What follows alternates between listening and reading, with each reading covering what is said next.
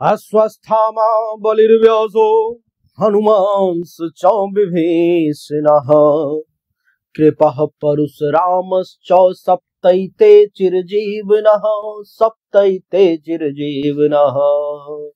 देवी और सज्जनों, सप्त चिरंजीवी को प्रणाम करते हुए आप सभी से आपके दीर्घायु जीवन की मंगल कामना सब चिरंजीवी से करते हुए और दैनिक राशि फल की ओर बढ़ेंगे।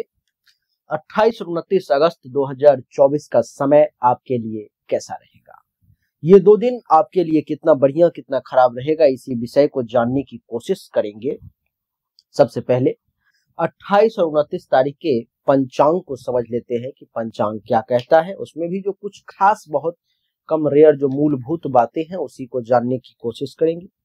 28 तारीख को 10वीं तिथि है, मृगशिरा नक्षत्र है, बुधवार का दिन है और चंद्रमा मिथुन राशि में है। अभिजीत मुहूर्त की अगर बात करें तो 28 तारीख को अभिजीत मुहूर्त नहीं है और दिशा सूल उत्तर दिशा की तरफ है, यानी कि उत्तर दिशा की यात्रा आपको करना वर्जित है। 29 तारीख को एकादशी तिथि, आर्द्रा नक्षत्र, गुरुवार का दिन, चंद्रमा मिथुन राशि में, शुभ समय 11:56 AM से 12:47 PM तक का और दिशा सूल दक्षिण दिशा की तरफ है, यानी कि दक्षिण दिशा की यात्रा करना आपके लिए वर्जित है।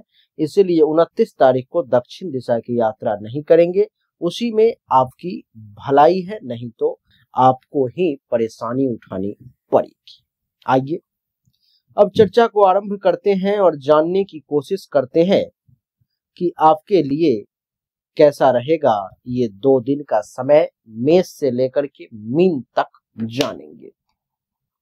सबसे पहले मेष राशि वालों के लिए जानते हैं 28 और 29 तारीख का समय। कुंडली के तीसरे भाव में चंद्रमा बैठा हुआ है, तो मेष राशि वाले जातक के लिए महर्षि कहते हैं कि इस समय में आप काफी प्रसन्नचित्त, खूब खुश मिजाज और एक तपस्वी व्यक्ति के तौर पर में मेष राशि वाले जाने जाएंगे। इन 2 दिनों में आपकी आस्था ईश्वर पर में अटूट होगी और भाषा भी काफी मीठा होगा। कफ का रोग कुछ परेशान करने की कोशिश कर सकता है, सर्दी खांसी जुकाम हल्का फुल्का परेशान कर सकती है, लेकिन प्रेम संबंध के मामले में समय आपका बहुत ही बढ़िया, बहुत ही अच्छा रहने वाला है। मेष के बाद वृषभ की बात करेंगे। वृषभ राशि वालों के लिए कुंडली के दूसरे भाव में चंद्रमा का प्रवेश है, जो ये दर्शाता है देवी और सज्जनों की वृषभ राशि वालों की भाषा इस समय में बहुत मीठी रहेगी, बहुत ही मधुर शब्द का प्रयोग होगा, चेहरा बहुत सुंदर, चमत्कारिक और आकर्षक दिखेगा, भोग विलास करने के अवसर मिलेंगे, अपने जन्मभूमि को छोड़ करके कहीं दूर जाना पड़ सकता है, सहनशीलता आपके अंदर रहेगी, शांति से रहना बहुत अच्छा लगेगा और भाग्य का भी आपको खूब साथ वृषभ राशि वाले इस समय में मिलने जा रहा है। वृषभ के बाद बात करेंगे मिथुन राशि की। मिथुन राशि वालों के लिए कुंडली के प्रथम भाव में चंद्रमा का प्रवेश है, जो ये दर्शाता है मेरे प्यारे दर्शकों कि इस समय में मिथुन राशि वाले लोग काफी बलवान बने रहेंगे, काफी ऊर्जावान, काफी बलवान, काफी ताकतवर बने रहेंगे। आपके पास में किसी भी कार्य को करने की क्षमता, किसी भी कार्य को करने की शक्ति होगी। इतना ही नहीं, आपके अंदर इस समय में ईश्वर ऐश्वर्य भी देगा, अर्थात दौलत से भी आपको परिपूर्ण बना देगा। आपको सुखी बनाने का प्रयास करेगा प्रकृति, और बिजनेस व्यवसाय अगर करते हैं तो इन 2 दिनों में वो भी अच्छा चलेगा। गायन वादन के तरफ रुझान रहेगा। शरीर थोड़ा सा भारी, थोड़ा सा स्थूल हो सकता है, और इस समय में आपकी जानकारी के लिए मैं बता दूं कि थोड़ा सा परेशानी का सामना आपको करना पड़ेगा। आलस्य के कारण आलस्य को त्याग देंगे तो सुखी रहेंगे। मिथुन के बाद बात करेंगे कर्क राशि की। देवी और सज्जनों, कर्क राशि वालों के लिए कुंडली के 12वें भाव में चंद्रमा का प्रवेश है। 12वें भाव में बैठा हुआ चंद्रमा ये दर्शाता है कि आंख से संबंधित समस्या, नेत्र रोग आपको परेशान करने की कोशिश कर सकता है। कफ का रोग कुछ परेशान करेगा, सर्दी खांसी जुकाम फीवर ये सब परेशान कर सकते हैं। चंचलता आपके अंदर ज्यादा आ सकती है और गुस्सा जल्दी आ जाएगा, क्रोध में जल्दी आ जाएंगे, एकांत प्रिय बने रहेंगे, अकेले रहना ज्यादा अच्छा लगेगा, चिंतनशील बने रहेंगे, भाषा मीठी रहेगी लेकिन खर्चा अधिक होगा। अब आगे बढ़ते हैं, कर्क के बाद बात करेंगे सिंह राशि की। सिंह राशि वालों के लिए कुंडली के एकादश भाव में चंद्रमा का प्रवेश है, जो ये दर्शाता है, एकादश भाव का चंद्रमा, कि आपकी बुद्धि बहुत ही चंचल रहेगी, आपके बुद्धि में चंचलता का वास रहेगा। इतना ही नहीं, आप एक गुणवान व्यक्ति के तौर पे जाने जाएंगे। इस समय में आपको अपने पैसों का यानी कि संपत्ति का सुख मिलेगा, तो साथ ही साथ आप भाग्यवान हैं, संतति का भी सुख मिलेगा, यानी कि संतति और संपत्ति दोनों के सुख से आप लाभान्वित होंगे। देवी और सज्जनों, और भी विभिन्न प्रकार के सुखों से आप युक्त रहेंगे, लोकप्रिय भी कहलाएंगे, लोग बहुत पसंद करेंगे आपको। देवी और सज्जनों, आपके यश में खूब वृद्धि होगी, जिंदगी लंबी करने का चंद्रदेव प्रयास करेंगे, मीटिंग वगैरह अगर है तो उसको सफल करने की कोशिश करेंगे, परदेश प्रिय कहलाएंगे और राज्य कार्य में, अपने काम में दक्ष एक्सपर्ट कहलाएंगे आप। सिंह के बाद बात करेंगे कन्या राशि की। कन्या राशि वालों के लिए कुंडली के दसम भाव में चंद्रमा का प्रवेश। कुंडली के दसम भाव में बैठा हुआ चंद्रमा ये दर्शाता है कि इस समय में कन्या राशि का जातक काफी कार्यकुशल, अपने काम को अच्छे तरीके से संपन्न करने वाला और दयालु कहलाएगा। आपके अंदर इस समय करुणा, दया भरे रहेंगे, बुद्धि बहुत ही निर्मल रहेगी, बिजनेस व्यापार बहुत अच्छे तरीके से आप कर पाओगे, अपने कर्तव्य के प्रति आप ईमानदार रहोगे, सुख की प्राप्ति होगी, यश में वृद्धि होगी, समाज आपको विद्वान मानेगा, अपने कुल के लिए कुल दीपक के तौर पर में भी आप जाने जाएंगे। किसी के वस्तु से आपको लोभ नहीं होगा, इसलिए संतोषी और लोगों का कल्याण चाहने वाले अर्थात लोक हितैषी भी कहलाएंगे। मान सम्मान की प्राप्ति होगी, मिजाज यानी कि मन प्रसन्न रहेगा और जीवन पे किसी प्रकार का कोई संकट भी अगर 2 दिनों में आने वाला है तो ईश्वर आपकी रक्षा करेगा। कन्या के बाद तुला की बात करेंगे।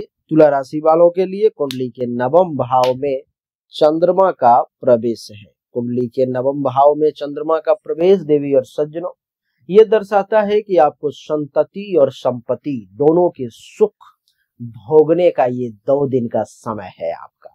भाग्य का भी साथ मिलेगा, धर्म का पालन करेंगे, अपने कर्तव्य पथ पर चलने के लिए अडिग रहेंगे, कहीं बाहर जाने की इच्छा मन में जागृत हो सकती है, घर को छोड़ करके न्याय व्यवस्था की तरफ विश्वास और रुझान टाइट रहेगा। और आपको बता दूं कि चंचल बुद्धि रहेगी, विद्वान तो कहलाएंगे ही, विद्या को अर्जन करने वाले विद्या प्रेमी भी कहलाएंगे, साहसी और अल्प भ्रातृवान यानी कि भाइयों का सुख कम जो है सो थोड़ा सा आपको प्राप्त होगा। तुला के बाद बात करेंगे देवी और सज्जनों वृश्चिक राशि की। वृश्चिक राशि वालों के लिए कुंडली के अष्टम भाव में चंद्रमा का प्रवेश है। कुंडली के अष्टम भाव में बैठा हुआ ये चंद्रमा ये दर्शाता है कि किसी प्रकार का विकार, कोई परेशानी आपको घेरने का कोशिश कर सकती है। इस समय में प्रमेह रोग के जो लोग रोगी हैं वो लोग विशेष सावधान हो जाएं, क्योंकि उनके लिए समय विपरीत है। काम और वासना की अधिकता, बिजनेस व्यापार से लाभ, और इस समय में वाचाल प्रकृति आपकी रहेगी, कुछ बोलेंगे ज्यादा, स्वाभिमानी तो आप हैं ही, और किसी बंधन के कारण दुखी हो सकते हैं इस समय में आप। और ईश्वर कहता है कि ईर्ष्या किसी से ना करो, ईर्ष्या अच्छी चीजें नहीं है, लेकिन आपके मन में ईर्ष्या का भाव जागृत हो सकता है, उस पर काबू करने की जरूरत है। देवी और सज्जनों वृश्चिक के बाद बात करेंगे धनु राशि की। धनु राशि वालों के लिए कुंडली के सप्तम भाव में चंद्रमा का प्रवेश है। कुंडली के सप्तम भाव में ये बैठा हुआ चंद्रमा दर्शाता है कि हे धनु राशि के व्यक्ति, आप इस समय में एक सभ्य और शरीफ व्यक्ति के तौर पे जाने जाएंगे। हे धनु, आप धैर्यवान कहलाएंगे, आपका पैशंस लेवल बहुत अच्छा रहेगा। इतना ही नहीं, आपके अंदर लीडरशिप क्वालिटी डेवलप होगी और आप एक अच्छे विचारक, आप एक अच्छे वक्ता के तौर पे जाने जाएंगे। इस समय में कहीं बाहर जाने की इच्छा जागृत हो सकती है, हे धनु, जल यात्रा करने का अवसर आपको प्राप्त होगा। और हे धनु राशि के जातक, आपके मन में थोड़ा सा अभिमान, थोड़ा सा अहंकार जागृत हो सकता है। बिजनेस व्यापार निश्चित तौर पे आप बढ़िया करेंगे। वकील वर्ग के लोगों के लिए भी ये समय अच्छा है। जितने भी लोग हैं कंसल्टेंसी से काम से जुड़े हुए, उन सब के लिए बढ़िया है। और आपके कृति में वृद्धि होगी, स्वभाव बड़ा शीतल रहेगा और आप इस समय में ऊर्जा और स्फूर्ति से भरे रहेंगे। धनु के बाद बात आती है मकर राशि की। मकर राशि वालों के लिए कुंडली के छठे भाव में चंद्रमा का प्रवेश है, जो दर्शाता है कि हे मकर राशि के जातक, आप इस समय में कफ के रोग से परेशान हो सकते हैं। सर्दी, खांसी, जुकाम, बुखार, ये सब आपको परेशान कर सकता है। जीवन को रिस्क में डाल करके कोई काम करने के लिए आपको इस समय में मना किया जा रहा है। किसी विषय, वस्तु, व्यक्ति की तरफ आपकी आसक्ति हो सकती है। स्वभाव थोड़ा सा खर्चीला हो सकता है। हे मकर राशि के जातक, अपने आंखों की सुरक्षा विशेष तौर पर में करें। और भाइयों से आपको इस समय में अथाह प्रेम, अपार प्रेम मिलने वाला है। मकर के बाद अब बात करेंगे कुंभ राशि के बारे में। हे कुंभ राशि, हे कुंभ राशि के जातक, कुंडली के पंचम भाव में आपके लिए चंद्रमा का प्रवेश है, जो ये दर्शाता है कि आपकी बुद्धि थोड़ी सी चंचल रहेगी, आपके अंदर चंचलता का वास रहेगा। कन्या संतान अगर आपको है कुंभ राशि वालों, तो उसका सुख भी आपको मिलेगा। इस समय में आप एक अच्छे सदाचारी और चरित्रवान व्यक्ति के तौर पे जाने जाएंगे। जुआ, सट्टा, लॉटरी, गेमिंग, इन सब से आपको लाभ मिलेगा और आपका स्वभाव बहुत ही क्षमाशील बना रहेगा। कुंभ के बाद अब बात करेंगे मीन राशि की। मीन राशि वालों के लिए कुंडली के चौथे भाव में चंद्रमा का प्रवेश है। कुंडली के चौथे भाव में चंद्रमा का प्रवेश ये दर्शाता है मीन राशि के जातक कि आपको इस समय में दान पुण्य करने का अवसर प्राप्त होगा। मान सम्मान की खूब प्राप्ति होगी और इतना ही नहीं, आप एक सुखी व्यक्ति के तौर पे जाने जाएंगे। आपकी उदारता इस समय में देखने लायक होगी।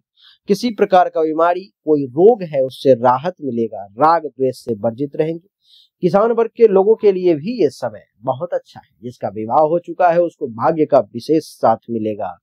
जल के तरफ विशेष रुझान, जल जीवी के तरफ विशेष रुझान और आप एक बुद्धिमान व्यक्ति के तौर पर में जाने जाएंगे। तो देवी और सज्जनों, मेष से लेकर के मीन तक की यही कहानी थी 28 और 29 अगस्त 2024 की, जो हमने एक एक शब्द को खोल करके आपके सामने रख दिया, बताने की कोशिश की है। उम्मीद जरूर करता हूं कि आपको मेरा ये छोटा सा वीडियो निश्चित तौर पे पसंद आया होगा, अच्छा लगा होगा। अगर आपको पसंद आया, अच्छा लगा तो इस वीडियो को लाइक करें, शेयर करें, चैनल को सब्सक्राइब करके इसके बेल आइकन के बटन को दबाएं। एक बार फिर से आप सभी का बहुत बहुत धन्यवाद। और जो लोग मुझसे पर्सनली कंसल्ट करना चाहते हैं, पर्सनली जानना चाहते हैं अपने भविष्य के बारे में, तो सामने दिए गए व्हाट्सएप नंबर 7062757996 पर में अपनी जन्म तारीख, जन्म समय, जन्म स्थान, दोनों हाथ के हथेली का फोटो अवश्य भेजें। आप सभी को सही और उचित जानकारी मिलेगी। बोलिए राधे राधे, राम राम।